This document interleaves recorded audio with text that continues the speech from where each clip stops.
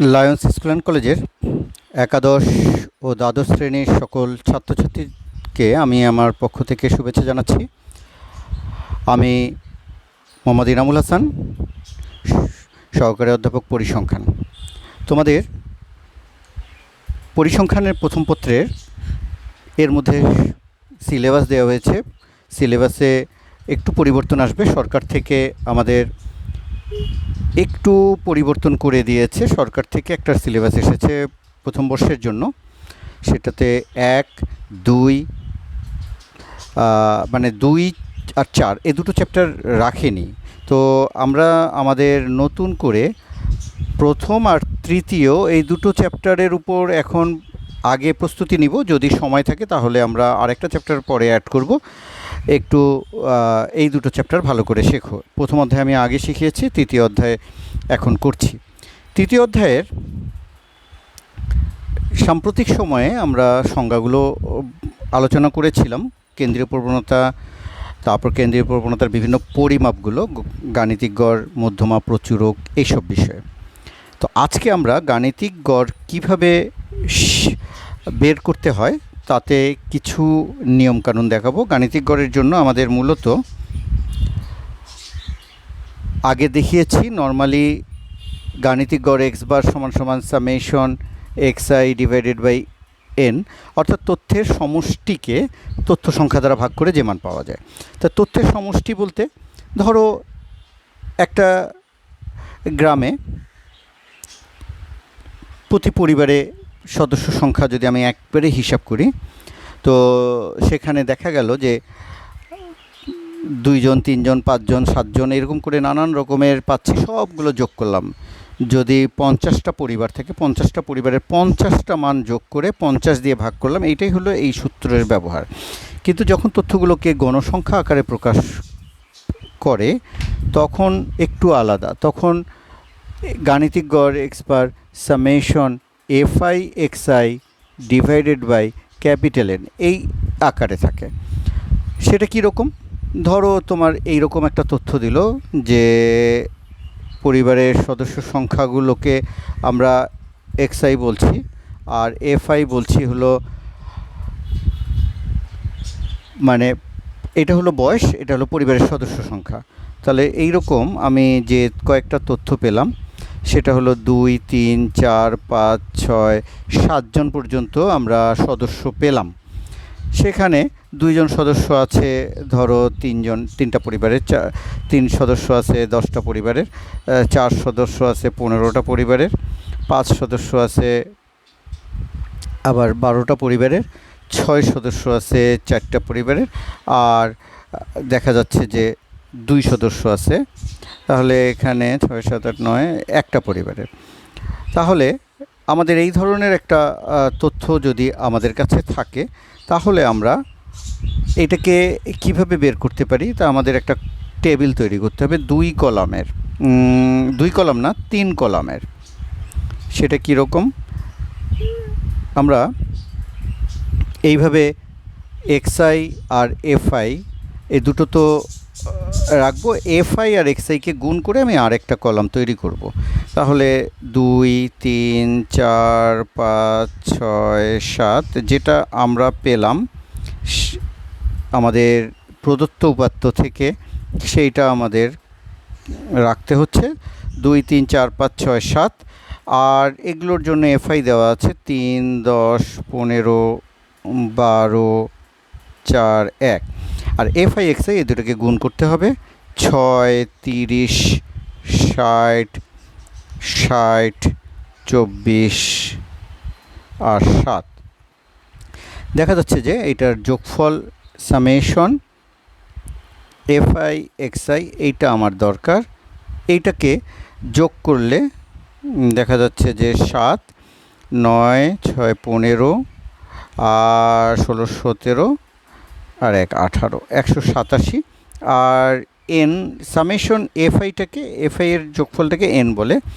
8, 9, 10, 5, 15, 5 হাতে 1, 2, 3, 4, 45টা পরিবারের উপর আমাদের এই গবেষণা ছিল। ধরো 45টা পরিবারে এইরকম আসছে। এইটার মধ্যে শুধু মানগুলো বসাই দিলে 187/4 45, তাহলে এটাকে ভাগ করলে যা পাওয়া যায়, তাহলে 4 পয়েন্ট ধরো 1 6 বা 7 এই টাইপের কিছু আসবে আর কি।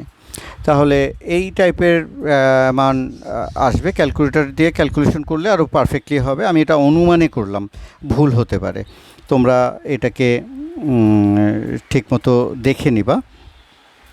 তাহলে এই যে বিষয়টা, এই পদ্ধতিটা হলো তোমার পরিসংখ্যা, মানে এটাকে আমরা সরাসরি পদ্ধতিতে গাণিতিক গড় নির্ণয় বুঝি।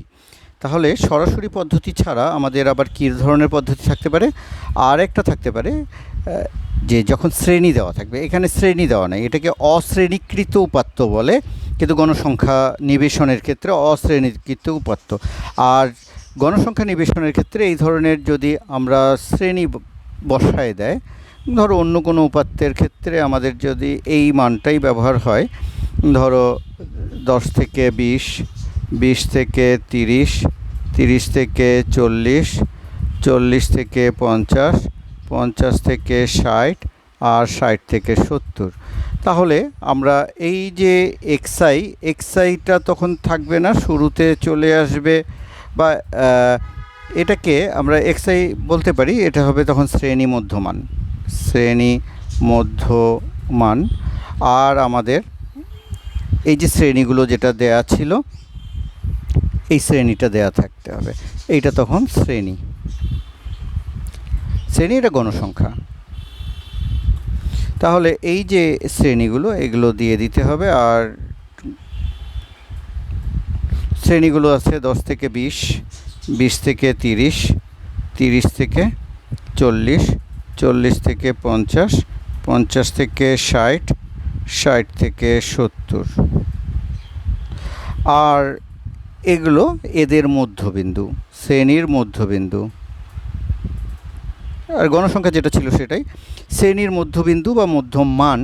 তাহলে 10 আর 20 এর মধ্যে কি? 10 আর 20 যোগ করলে 30, 30কে 2 দিয়ে ভাগ করলে 15, সবসময় যোগ করে 2 দিয়ে ভাগ করতে হবে। তাহলে 20 আর 30 50, 50কে 2 দিয়ে ভাগ করলে 25। এইভাবে করে এগুলো দেখবা যে 10 10 করে বৃদ্ধি পেয়েছে, এগুলো 10 10 করে বাড়বে। তাহলে 35, 45, 55, 65। এফআইটা ওইটাই দেয়া আছে। আর এফআই এক্সআই তখন হবে না, তখন আমাদের ফর্মুলা সহ সব কিছুই একটু পরিবর্তন হবে। তখন আমাদের এখানে তোমার এটা বিচ্যুতি সংখ্যা নামে একটা জিনিস আসবে, সেটাকে আমরা ইউআই বলি, বা ইউআই না, আমরা এটা ডিআই বলবো। ডিআই সমান সমান XI minus A by C. তাহলে এই জিনিসটা কেমন করে বের হয় সেটা আমি একটু পরে বলছি। তার আগে আমি টেবিলটা কমপ্লিট করি। আমাদের এইখানে আরেকটা কলাম লাগবে। এটা এই সংক্ষিপ্ত পদ্ধতিতে গড় নির্ণয় করার জন্য 5টা কলাম দরকার, 1টা 2টা 3টা 4টা 5টা। তাহলে এইটা তোমার নিয়ম হলো, যদি এটা বেজোড় সংখ্যক শ্রেণী থাকে তাহলে মাঝেরটা শ্রেণী মধ্যমানকে এ ধরতে হয়। কিন্তু এই ক্ষেত্রে মাঝে বলে কোনো কথা নেই, উপরে 3টা নিচে 3টা, মাঝে তো দুটোই মাঝে। তাহলে সেই ক্ষেত্রে এই দুটোর মধ্যে যে কোনো একটা নেওয়া যায়। নিয়ম অনুসারে এগুলোর কোনো নিয়ম নাই, তবে আমরা যেহেতু সংক্ষিপ্ত পদ্ধতিতে যতটা পারা যায় সংখ্যাগুলোকে সংক্ষিপ্ত করার জন্য যে গণসংখ্যাটা বড় এই দুটোর মধ্যে সেইটাকে এ ধরবো, তাহলে সেই অনুযায়ী তার ডিআইটা আসবে 0। তাহলে কেমন করে আসে? এই ক্ষেত্রে এক্সআই হলো 35, তাহলে এক্সআই মাইনাস এও হলো 35, 35 মাইনাস 35 0, 0 বাই সি হলো এই যে 10 10 করে বৃদ্ধি পেয়েছে শ্রেণী ব্যবধান, তাহলে 10 দিয়ে ভাগ করলে 0ই থাকবে। ঠিক এরকম 15 মাইনাস 35 মাইনাস 20 বাই 10, তাহলে -2। তাহলে এইটা অটোমেটিক্যালি হয়, এটা বোঝার জন্য শুধুমাত্র আমি আলোচনা করলাম, কিন্তু সবসময় 0 বসানোর পর -1 -2 -3 যাওয়া যায়, এদিকে নিচে 1 2 3। এখন আমাদের এফআই আর ডিআই গুণ করলে -6 -10 0 12 8 3, তাহলে এইটা আমার দরকার সামেশন এফআই ডিআই। এই সামেশন এফআই ডিআই এটা তাহলে -16 আর এদিকে 18 19 20 21, তাহলে এইটা বড়, 16 থেকে 21 বড় 5। এখন আমাদের ফর্মুলা হলো, আমরা এখানেই ব্যাপারটা দেখাচ্ছি, গাণিতিক গড় A plus summation FI di divided by capital N গুণন সি। এটা হলো আমাদের সংক্ষিপ্ত পদ্ধতিতে গাণিতিক গড় নির্ণয়ের জন্য সূত্র। এখন এ কত? এ হলো আমার এখানে আসছে 35। এফআই ডিআই কত?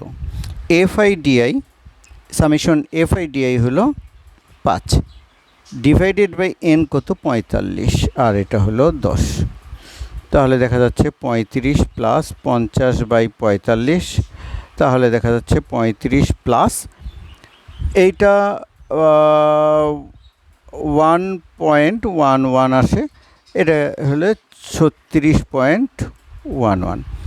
এই যে ক্যালকুলেশনটা, এটা খুব সহজ সংক্ষিপ্ত সংখ্যায় মুখে মুখে করা যায়, কিন্তু যখন অশ্রেণীকৃত, আমরা যখন বিচ্যুতি সংখ্যা ব্যবহার করব না, তখন কাজটা অনেক মানগুলো বড় হয়ে যায়।